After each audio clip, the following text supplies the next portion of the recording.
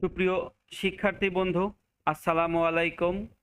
সবাই কেমন আছেন? আশা করি ভালোই আছেন। তো আমরা এখানে আহ, মানে ট্রান্সফরমেশন অফ সেন্টেন্স নিয়ে ধারাবাহিকভাবে আলোচনা করছি। আমরা আজকে নতুন আর একটি পর্ব নিয়ে আপনাদের সাথে কথা বলবো। আপনারা ইতোপূর্বে যারা পর্বগুলো দেখেছেন তাদের নিশ্চয় ভালো লেগেছে। তো আহ, আমি মনে করি যদি এই ক্লাসগুলো ভালোভাবে আপনি দেখেন তাহলে আপনার ঘরে বসে একটা সুন্দর প্রিপারেশন হয়ে যাবে।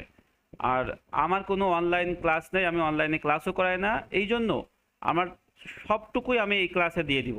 অর্থাৎ কোনো কিছু বাকি রাখবো না যে আপনাকে জানার জন্য আমাকে আবার অনলাইনে ক্লাসে আসতে হবে, ভর্তি হতে হবে, এইসব কোনো কিছু না। এটা সম্পূর্ণ আপনাদের জন্য ডেডিকেটেড করা। মানে আমি যতটুকু জানি ততটুকু আপনাদের সঙ্গে শেয়ার করছি। যদি আপনারা বিন্দুমাত্র উপকৃত হন তাতেই আমার সার্থকতা। তো এই জন্য আমি বলবো আপনারা যারা ঘরে বসে আপনাদের একাডেমিক হোক, অ্যাডমিশন হোক, চাকরি হোক, যে কোনো প্রিপারেশন নিতে চান তাহলে আমার এই ক্লাসগুলো আপনারা ফলো করুন। তো দেখি আমরা আজকে কি বিষয় নিয়ে কথা বলি। আমরা এপিসোড 5 আলোচনা করছি। আমরা ইতিপূর্বে 4টা এপিসোড আলোচনা করেছি এই সিম্পল, কমপ্লেক্স এবং কম্পাউন্ড সেন্টেন্সের উপরে। আমি একটা সিরিজ আকারে আলোচনা করছি, খুব ছোট ছোট করে, যেন আপনাদের বুঝতে সুবিধা হয়।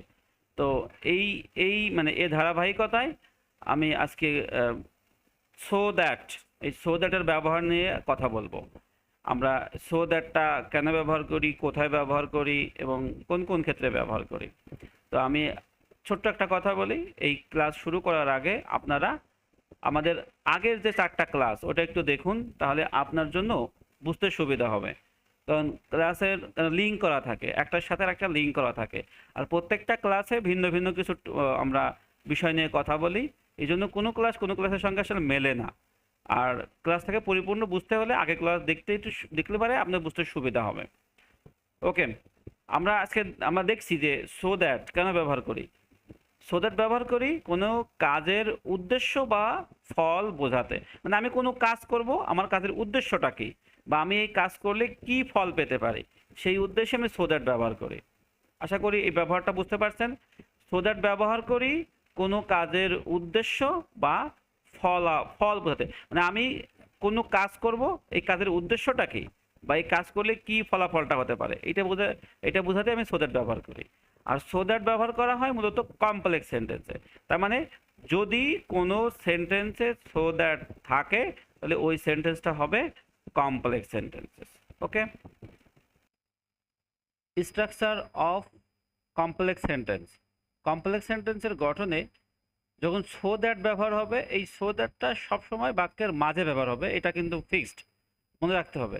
আর সো দ্যাটের আগে হবে মেইন ক্লোজ থাকবে, আর পরে থাকবে সাবঅর্ডিনেট ক্লোজ।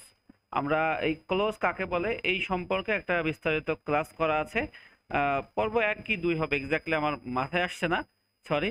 আমি আপনাদেরকে বলবো ওই 1 অথবা 2 ওখানে দেখলে পাবেন যে সো দ্যাটের মানে ক্লোজের যে ব্যবহারটা। তো আমরা মূলত এখন যেহেতু আমরা চেঞ্জিংটা দেখাবো এই জন্য আমি আর ক্লোজের বিষয়টা যাচ্ছি না। তবে শুধু এতটুকু বলি যে সো দ্যাটের আগে যদি পাস্ট টেন্স হয় তাহলে পরে এই জায়গাটা কুড বা মাইট ব্যবহার হবে, মানে এই জায়গাটা হেল্পিং ভার্ব হিসেবে বা যাকে বলে মডাল ভার্ব হিসেবে। আর যদি এটা প্রেজেন্ট টেন্স হয় তাহলে সো দ্যাটের পরে সাবজেক্ট, তারপরে ক্যান বা মে ব্যবহার হবে। ওকে, আর এই যদি আমি সিম্পল করতে যাই তাহলে এই জায়গাটা কি হবে, এই সো দ্যাটটার পরিবর্তে মানে মেইন ক্লোজটা ঠিক থাকবে, শুধু সো দ্যাটের পরিবর্তে এখানে টু ব্যবহার হবে। আর এই জায়গাটায় সাবঅর্ডিনেট ক্লোজ থেকে শুধু মূল ভাবটা ব্যবহার হবে, অর্থাৎ এই সো দ্যাটের পরিবর্তে টু, তারপরে শুধু মূল ভাবটা, মেইন ভাবটা, এখানে এই যে মানে মডেল ভাবটা আর থাকবে না, শুধু টু দিয়ে এই ভাবটা বসাই দিয়ে শেষ হয়ে যাবে। যেমন এখানে দিয়েছে কি then, I studied hard to pass. আর আমি আগে বলেছি সো দ্যাটের ব্যবহারটা কি, সো দ্যাটটা ব্যবহার করি আমি কেন কাজটা করেছি, কাজের উদ্দেশ্যটা কি, বা কাজটা করলে কি ফলাফল পাওয়া যাবে, সেই জন্য আমি সো দ্যাট ব্যবহার করি। এবং এটা বাংলা অর্থ হচ্ছে যাতে। যেমন আমি কঠোর পরিশ্রম করেছি যাতে পরীক্ষায় পাশ করতে পারি। আমার পরিশ্রম করার উদ্দেশ্য কি ছিল, পরীক্ষায় পাশ করা। বা আমার পরিশ্রম করেছি এর ফলাফলটা কি, পরীক্ষায় পাশ করতে পারবো, এটাই হচ্ছে ফলাফল। আমার মনে হয় এটা নিয়ে আর কথা না বাড়াই। তাহলে এখানে আমি সো দ্যাট এর পরিবর্তে টুর পরে সরাসরি মূল ভার্ব। আর কম্পাউন্ড করার সময় আমি সো দ্যাট উঠাই দেব, শুধু এখানে অ্যান্ড ঢুকাই দেবো। অ্যান্ড সো হলেও অসুবিধা নেই, শুধু অ্যান্ড দিলেও অসুবিধা নেই, শুধু সো দিলে ব্যবহার করা যাবে, অসুবিধা নেই, সবই ঠিক আছে।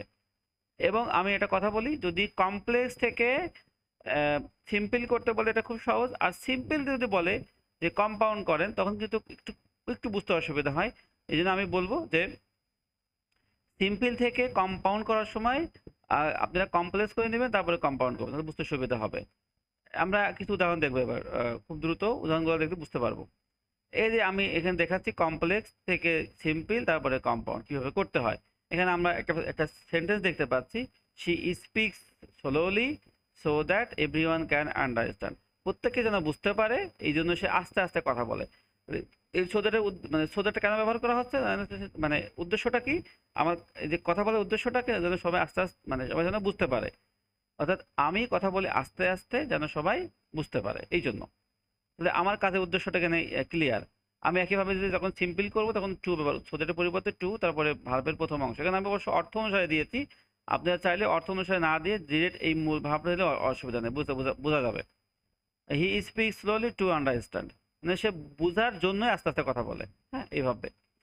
এটা না না দিলেও অসুবিধা নেই, যদি অর্থপূর্ণভাবে দিতে পারেন তাহলে খুবই ভালো, না পারলেও অসুবিধা নেই। টুর পরে ডিরেক্ট মূল ভাব দেবেন, এই যে মূল ভাব মানে এখানে আন্ডারস্ট্যান্ডটা মূল ভাব, এটাই এনাফ। কম্পাউন্ড করার সময় আমি সো দ্যাট উঠাই দেবো, অ্যান্ড ব্যবহার করব, বাকি অংশ সব ঠিক থাকবে। তো আমরা এখানে এবার গঠনটা কি দেখতে পাচ্ছি তাহলে, যদি সো দ্যাট থাকে সিম্পল করার সময় টু প্লাস ভার্বের বেস ফর্ম, কম্পাউন্ড করার সময় সো দ্যাটের পরিবর্তে অ্যান্ড বা সো। আর আমি আরেকবার বলি, যদি সিম্পল থেকে কম্পাউন্ড করতে বলে তাহলে আমি বলবো আপনারা সিম্পল থেকে আগে এই কমপ্লেক্সটা করে নেবেন, এরপরে কম্পাউন্ড করবেন, কারণ কমপ্লেক্স থেকে কম্পাউন্ড করা সহজ। কমপ্লেক্স ওয়ার্ডটা উঠাই দিয়ে শুধু মাঝখানে অ্যান্ড বা সো ঢুকাই দেবেন, শেষ। আমরা এখন কিছু উদাহরণ দেখি, খুব সহজ কিছু উদাহরণ দেখবো যেগুলো অনেক পরীক্ষাতে আসছে।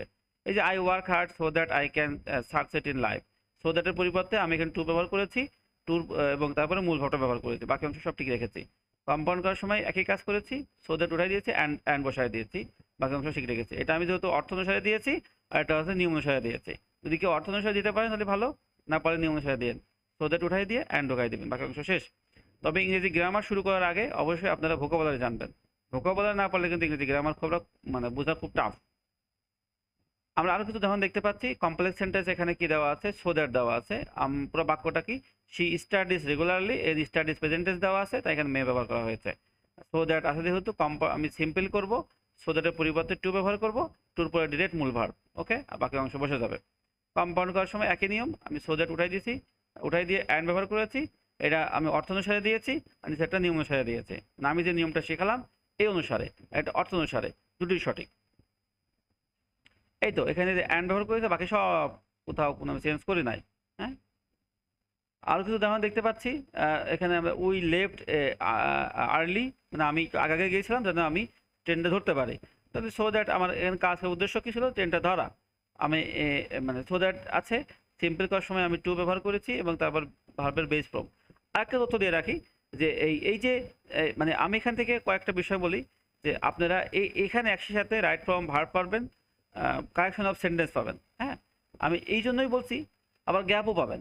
তো এই যে যেমন এখানে কি আছে, এটা আছে পাস্ট টেন্স, তো এখানে কুড ব্যবহার করা হয়েছে।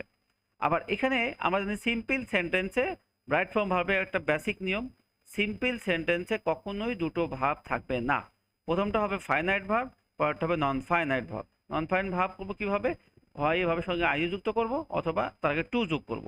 তো আমি যেহেতু আইএনজি যুক্ত করতে পারছি না, কারণ সো দ্যাট আছে, এই জন্য আমি টু ব্যবহার করছি, আর টু ব্যবহার করছি বিধায় এখানে মূল ভার্বের বেস ফর্মটা নিয়ে আসছি, ওকে। এক কথায় সিম্পল সেন্টেন্স দুটো ভার্ব থাকলে দ্বিতীয় ভার্বটাকে হয় আইএনজি করব, মানে টু দিয়ে ভি ওয়ান দিয়ে ওটাকে ভার্বটা নন ফাইনাইট করে দিব। এই কম্পাউন্ড সেন্টেন্স একইভাবে, সো দ্যাট আমি উঠাই দিয়ে অ্যান্ড ব্যবহার করব, বাকিটা এটা নিয়ম অনুসারে, মানে এটা অর্থ অনুসারে, আর এটা নিয়ম অনুসারে, দুটোই সঠিক।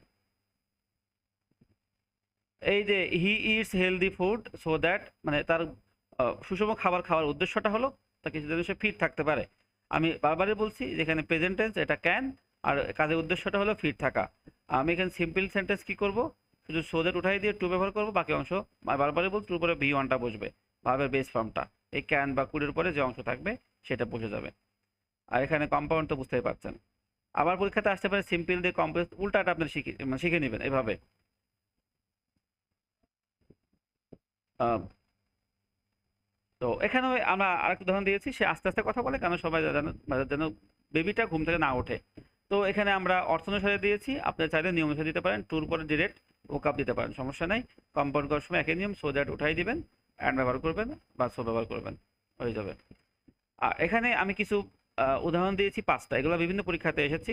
এবং আমি বলেছি আহ, আপনারা এই ক্লাস শেষ করার পরে মানে লাস্টের দিকে আমি মিনিমাম অনেকগুলো কোশ্চেন সলভ করব, যেগুলা বিভিন্ন জব পরীক্ষাতে এবং অ্যাডমিশন পরীক্ষাতে এসেছে, তার উপর ভিত্তি করে, যেন যারা অ্যাডমিশন দিবেন এবং যারা জব পরীক্ষা দিবেন এবং বেসিক্যালি যারা নবম দশম এবং ইন্টারমিডিয়েট থেকে পরীক্ষা দেবে, তাদের সবার জন্য এটা গুরুত্বপূর্ণ। আমি ক্লাসটা সেভাবে সাজাবো, মানে 9 থেকে শুরু করে একদম জব শেখার সবার জন্য যেন একই রকমের প্যাটার্ন থাকে।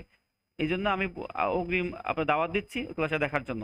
আর আমাদের ক্লাস যদি ভালো লাগে, আমি অবশ্যই বলবো আমাদের চ্যানেলটাকে সাবস্ক্রাইব করতে এবং ভবিষ্যৎ ক্লাসগুলো পাওয়ার জন্য। তো